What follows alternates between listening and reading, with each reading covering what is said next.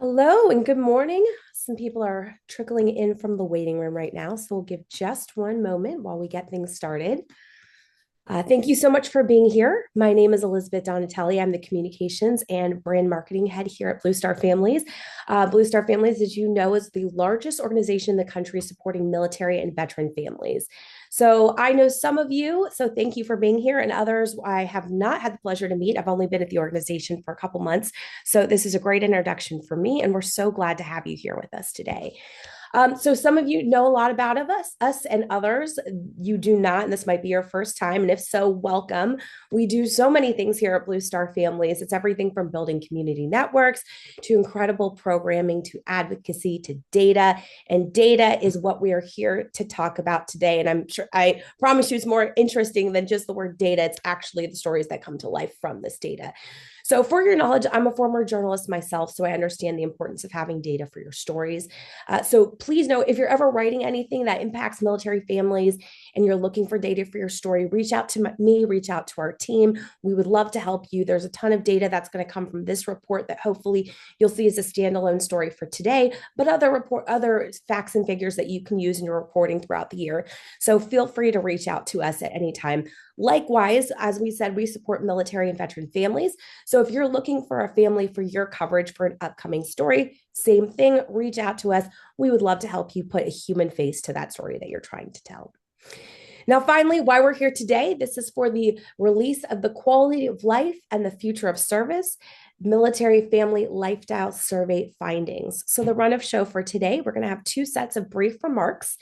Throughout the event, feel free to drop your questions in the chat. We'll have a Q&A session at the end. We'll answer those questions that are chatted in first, and then if anybody wants to expand on them, we can open the mic, and we'll do that at the end of the session as well. So without further ado, I'm going to now turn it over to our founder, CEO, and former military spouse, Kathy Roth-Duquet. Kathy? Thank you, Elizabeth, and thank all of you for joining us. We're very excited to have our first media roundtable. Blue Star Families is the nation's largest military and veteran family serving nonprofit. We started as a group of volunteers. It was a grassroots effort, no money, no institutional support, no fame, but we've doubled every 2, 3, or 4 years, pretty much consistent 20-25% growth year over year, so that we're the largest organization now in the nation that does this. 450,000 registered members and growing, 13 chapters with funding and plans to support 20 outposts around the world, around the nation, with growth to 46. And that's all driven on lived experience, intelligence that comes from our research and our survey and applied research work, the infrastructure to deliver difference, and the relationships that we have, both with our members on the ground and with the leaderships in Congress and elsewhere. The Military Family Lifestyle Survey was the very first thing Blue Star Families did, because when we started, there was no research public about the lifestyle experience of the people who served in the military and their families.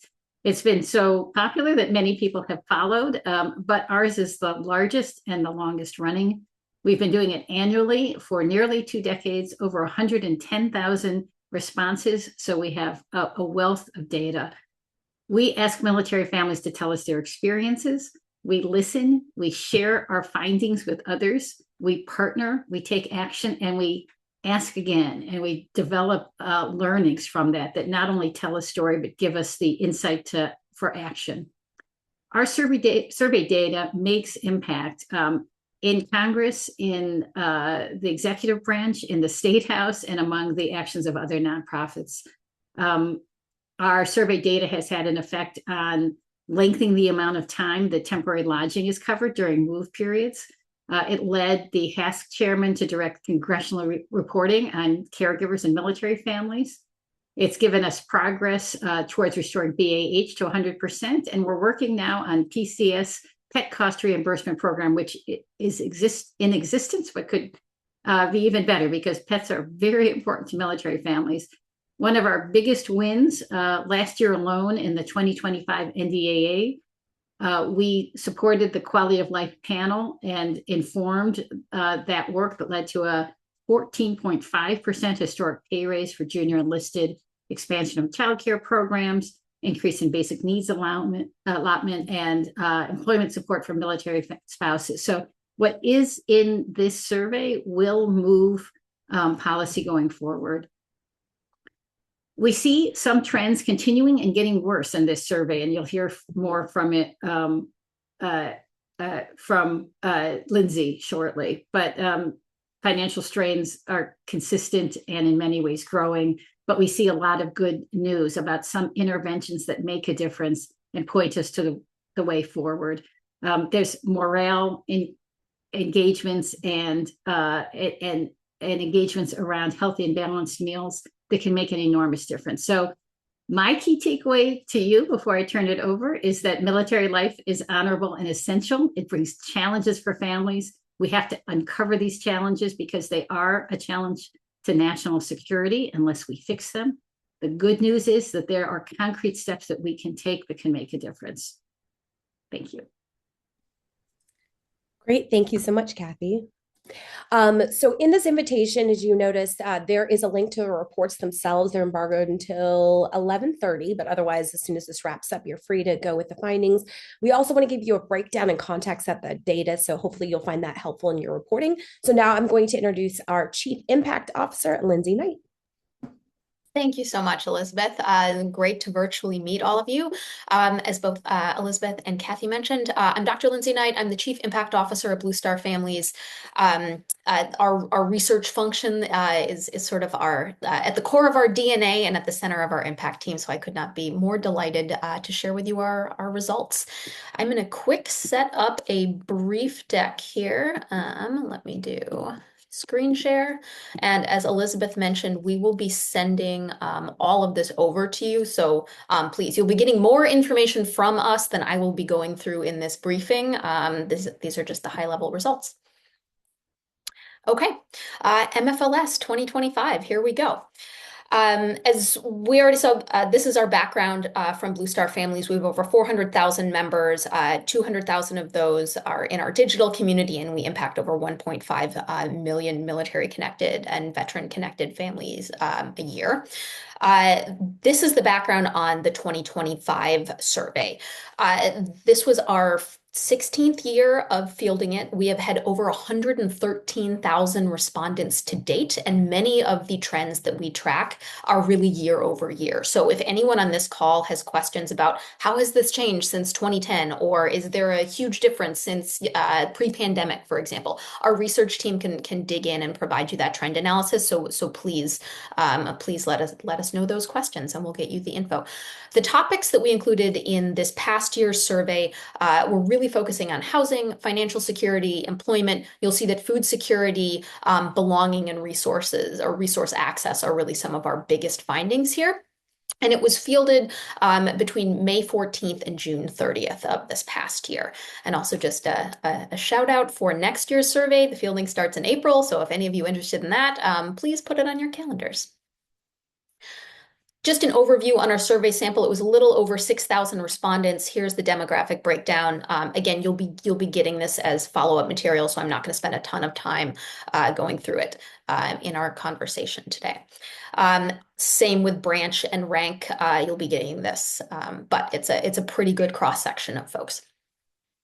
And to dig into our high-level findings. There are really, for the purposes of this brief, there are really three things that I want to draw your attention to. One is our findings not just on food security, or I should say food insecurity, but more specifically on our findings on healthy food access or the lack thereof across active duty families this year. We think it's a really both novel finding and something that has a lot of very quickly actionable solutions associated with it. So you'll see that's really a top finding for us. The others are really on the impact or role of belonging at the community level, how our members are experiencing the communities that they're calling home, and the impact that sense of belonging or lack thereof has on both their satisfaction with military quality of life and subsequently their propensity to recommend service and that lifestyle to others. Top issues, military spouse employment remains a top issue across our entire demographic base. There's a 23% unemployment rate, and 70% of part or full-time employed spouses were underemployed. I would really like that to sink in with everyone on this call. 70% unemployment rate. I know the other stat, the 1 in 4 unemployed gets a lot of airtime, but underemployment is also just really sneaking in below the radar there. Relatedly, childcare challenges, 33% of our respondents cited it as one of their top challenges, both in terms of financial security and in terms of seeking employment and maintaining employment. Food security or food insecurity, depending on the lens through which you want to talk about it. 28% of our respondents were categorized as having low or very low food insecurity. 22% felt that they ate less as a result of that. And our biggest stat here, the 30% number, which I'm actually going to go to the next slide on, 30% of our active duty respondents said they could often or only sometimes not afford to eat a balanced meal. I want to be really clear with what this stat means. This wasn't 30% of our respondents who said they were food insecure. It was 30% of our entire active duty respondent base said that they often or sometimes had trouble accessing healthy and balanced meals. That is that should be a call to action for both government, for the services, and frankly, for private and public sector support to get after this challenge. If our military families aren't getting quality, healthy meals, that endangers the viability or the sustainability of the all-volunteer force in the future. We know the kids in these families are more often than not the kids that end up volunteering for service, and this should be, this we really think is newsworthy, and we hope you agree with us on this one. I also mentioned that some of our other findings directly related to that propensity to recommend service and satisfaction with military quality of life. You'll see the trend analysis over likelihood to recommend service. In 2016, it was 55%, and in 2025, it's at 37%. That's slightly up from our 2024 result, but markedly down from when we started tracking this indicator. What does that have to do with belonging? What we discovered in this year's survey is that belonging has a massive role in how our families feel about military family lifestyle, as well as their desire to stay in that lifestyle. So of our active duty family respondents who reported a sense of belonging to their local community, they were much more likely to recommend service, 45% compared to 26%. That's huge. Similarly, satisfaction with military way of life. 44% of our respondents this year said they were satisfied with the military way of life this year. Also, 68% agreed that having 2 incomes was vitally important to their family's financial well-being. However, back to that belonging piece again. Active duty family respondents who reported a sense of belonging were more likely to be satisfied with that military way of life, 56% compared to 29%. So again, huge gulf. And similarly, this is probably our biggest finding this year as it relates to the belonging piece. Active duty family respondents who reported a sense of belonging to their local community were far more likely to agree that neighbors in that local community would be prepared to support military families if the U.S. engaged in a major conflict. 53% versus 16%. So really, feeling connected to your neighbors, feeling seen in the communities you call home have a huge, huge, huge impact on morale here. Again, you're getting really just top level findings. You'll have the full report in your inbox, but just a real quick overview on state of military life for active duty families. Snapshot on financial situations, particularly on the right-hand side here, you'll see the difference between enlisted and officer family, financial and food security. Of those who said they were just getting by or finding it difficult to get by, we see 51% of enlisted families selecting that option compared to just 17% of officer families. And again, on the two incomes piece, if you break it down by enlisted versus officer, 72% of enlisted families said those two incomes were absolutely vital to their financial well-being, and 61% of our officer respondents did. Low or very low food security. Here is where we see the biggest gulf really open up. 40% of enlisted families qualified as being or having low or very low food security, only 9% of officer families. One of the most interesting takeaways for our child education and childcare findings, though, here are the number of families opting into homeschool options here. 17% of our respondents said that one of their children was in or was being homeschooled. We have a number of theories or hypotheticals explaining that. Happy to go further in depth on those conversations with anyone here, but really just wanted to point out that that is quite different than a civilian population, where I think the civilian population is around the 4 or 5% mark. So 17 is not just a little bit of an outlier, it is a rather significant difference for this population.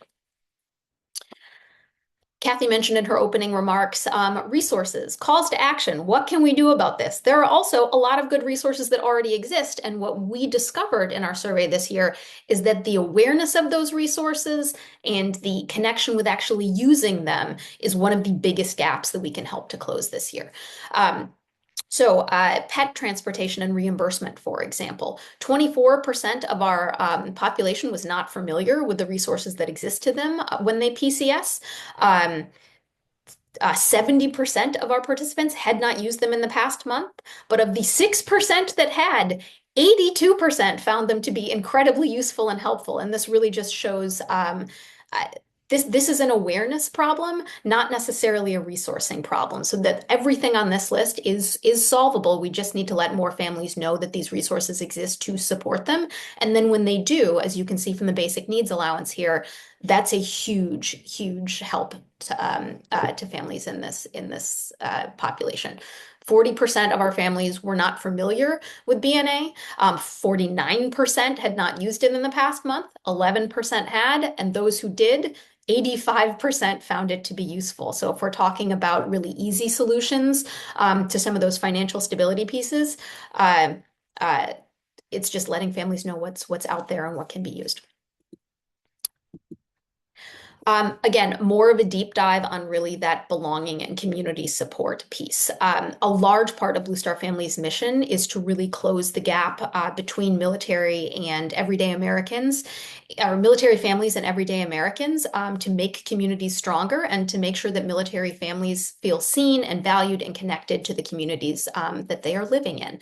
And this isn't just a nice to have. What our results this year really show is that this has huge implications on how military families are feeling about staying in that lifestyle and how they're feeling going into a potentially unstable global environment.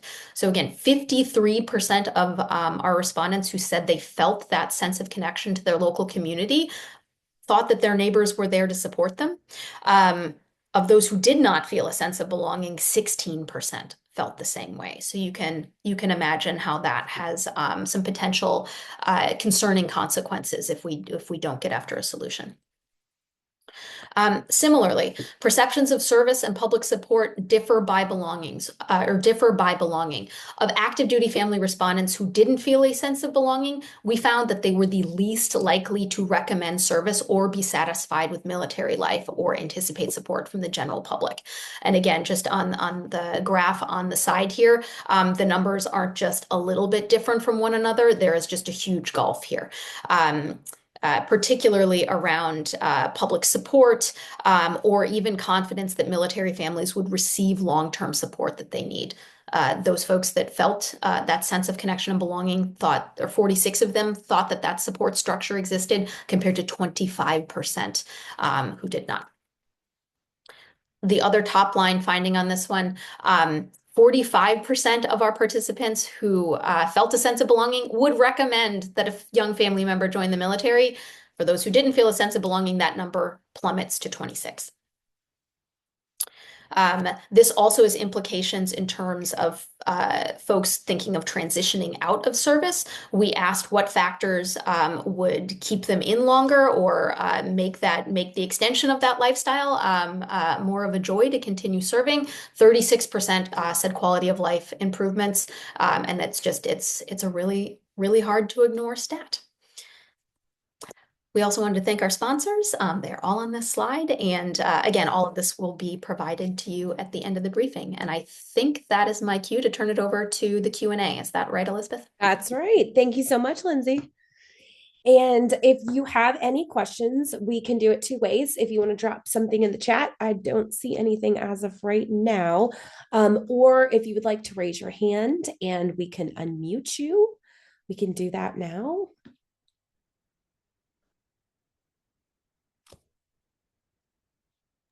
Okay. Well, let me continue with a couple of other housekeeping things. And if there are any, oh, we got someone. Karen, I'm going to allow you to chat. Karen, you should be unmuted, I believe.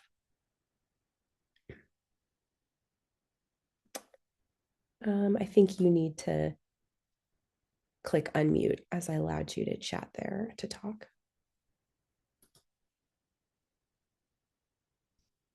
Am I unmuted? Yep, we got you there. Do you have a list of your recommendations? I will unmute myself as well. And yes, we can send over our policy two-pager after this call as well. Oh.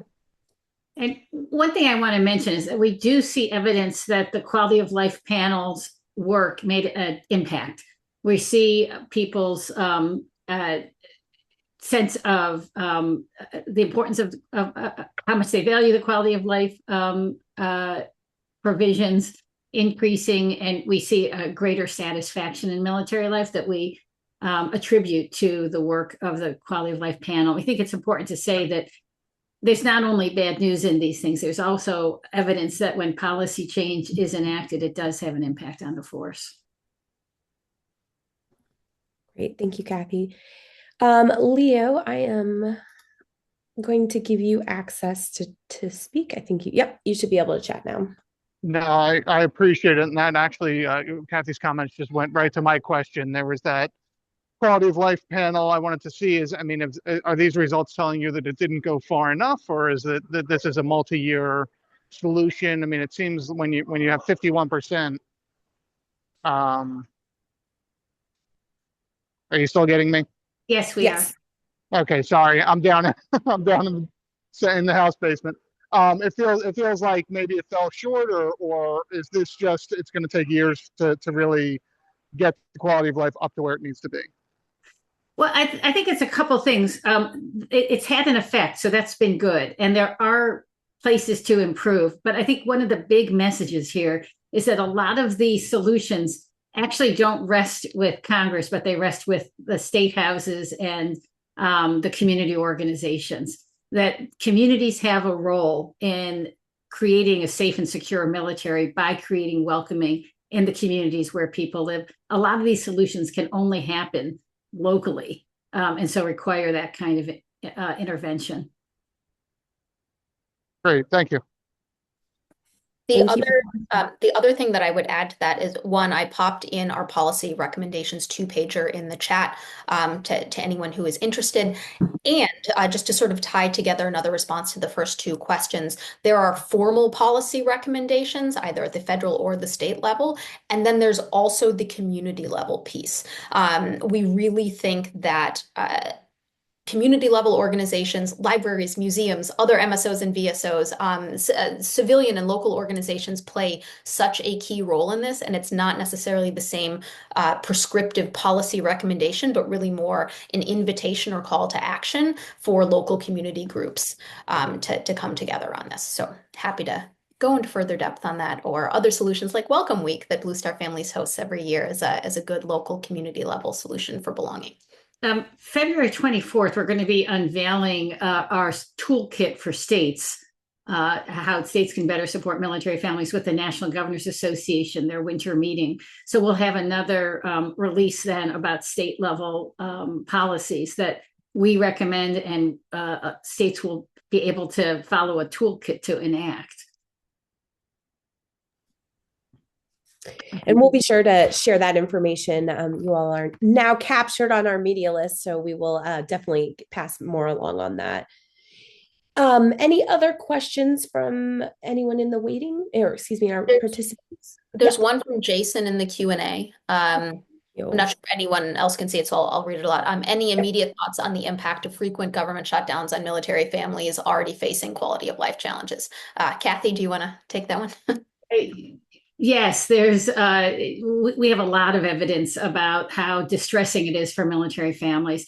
The threat of shutdown, we saw from the last shutdown that people's anxiety levels went sky high, with between 70% of people having anxiety and starting to make financial plans around the threats of shutdown, and that number just increasing the longer it went on. We have a lot of quotes and data about that. We'd be happy to share our report from the last shutdown. We're geared up for this one. It's really destructive for military families, far more than most people realize, because it's not just the fear of missed paychecks. It's also medicines not being shipped to overseas hospitals. It's CDCs, child care centers being closed down. It's people being sent home from training. Sometimes this is training that only happens once a year and then prevents them from getting promoted or taking the next job that had a permanent change of station move that can no longer happen, can set someone's career back for a year or more. So shutdowns are very destructive to military families. They affect the ability for people to repair military equipment in depot. So overall, they undermine the sense that the civilian leaders are wisely stewarding the military. That's a necessary part of overall morale for the people who serve and for their families. Great, thank you. Any other questions? Okay, super. Well, just in closing, just a couple pieces of housekeeping here. If you are interested in putting, oh, Karen, yeah, no problem. 1 second, let me unmute you. So I do have a question about the percentages and the numbers. I note that 36% said that they think more quality of life support is needed. That translates, according to your numbers, to 203. What would you say to those who questioned the low actual numbers of that finding? Let me see if I understand your question, and I'm also going to frame that number a little bit differently. The 36% of individuals who listed quality of life improvements as important, if you will, were a subgroup of our survey respondents that were self-selected around facing transition. So these are folks deciding whether or not that they will retire in the next 18 months to 2 years. And out of that group, we asked, would there be things that would entice you to stay longer or serve longer than your present engagement? And 36% of that are, to your point, and I think I'm looking at the slide and I believe it's in fact 205 respondents, but from that 205 respondents said improvements to quality of life issues would be a deciding factor for them. So I don't know if the reframing or couching of that question answers your numbers question there, because we don't actually think that 205 number is actually a low representation. It's 36% of people facing transition think that quality of life is really key for making that life decision. Okay, thanks. Thank you. And we have another question in the chat. Can you go into any more depth on the food insecurity piece, especially the lack of access to healthy or balanced meals? Is that mostly a lack of affordability with healthy food? Do you want to do that, Lindsay? Sure. Oh, sorry. I saw that you were off mute. Thought you were talking. Uh-oh. I mean, I do think that this is not just a military family related challenge in our country. Access to healthy food and organic food or raw foods is it's a challenge for everyone. And it is a particularly concerning challenge for military families because of all of the other elements sort of surrounding military family financial security. If you don't have two incomes because you PCS every 2 to 3 years, and it's very challenging for military spouses to find and retain employment, for example. It's even more of a challenge to buy or afford healthier, more expensive foods. If you also are paying out of pocket for childcare, even if you have the luxury of having two jobs, that can often be the equivalent of one of those individuals' entire paychecks. And I think also framing it in terms of military family financial insecurity or financial precarity and military spouse employment really does make the healthy food access piece here. One, something that should be solved because this is a symptom of service. And two, it ought not to be. Military families are serving our country, and they shouldn't have to worry about or struggle with putting healthy foods on the table as a result of that service. So I think there really is an onus for us to solve for that in ways that are slightly more unique than the broader affordability and food challenges that everyone in our country is facing. Yeah, I'd like to just say one other thing about that. We're increasingly trying to articulate that military family food insecurities, unlike food insecurity for the majority of Americans, it's a temporary problem that's caused by the military lifestyle. It doesn't mean it's not just as real and urgent for the people experiencing it, but it's not chronic problems for people who have a hard time functioning and being successful in the communities they live.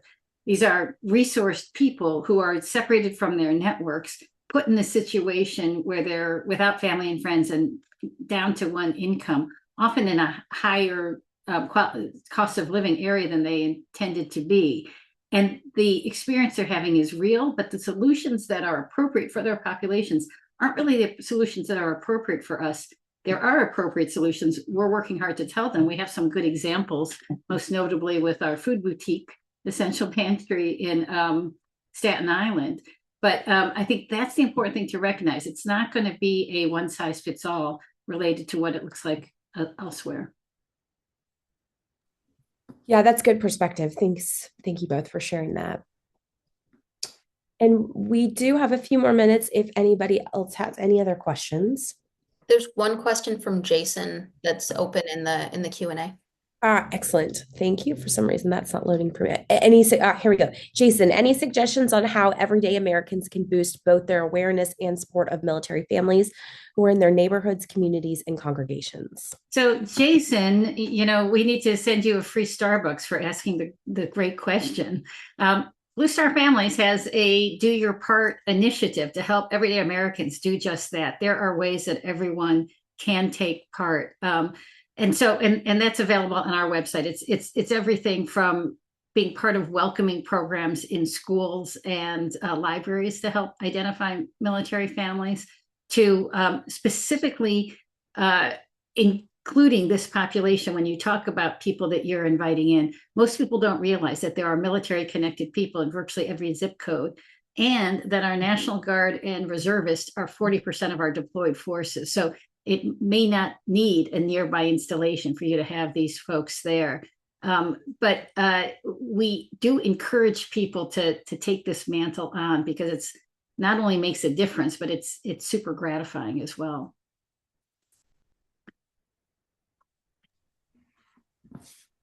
Great. All right. Well, if we don't have any others, this has been a great conversation. Thank you for everybody who attended. We'd love to know your feedback if this worked out well for you or if you'd like it done in a different format in the future. So thank you so much for attending. Also, if you're looking to continue this story and you're looking to put a face to your story and you're interested in interviewing a Blue Star family, not Blue Star family, capital BFS, but a family of a currently serving military member, reach out to us immediately after, media@bluestarfamily.com bluestarfam.org. I will drop that in the chat, and shoot us your phone number. We'll give you a call and we will help you find someone to give you more of the personal side. So here at Blue Star Families, we have a call to action. It's a call to neighbors, community leaders, employers, institutions, asking people to do your part in serving military families. It's a movement, it's a change to change the way that America supports its military. So we thank you for being here today, for doing your part by reporting on these stories and the families behind them so that everyone can do their part. So thank you so much. It was a pleasure to have you here today, and please reach out if you have any other questions.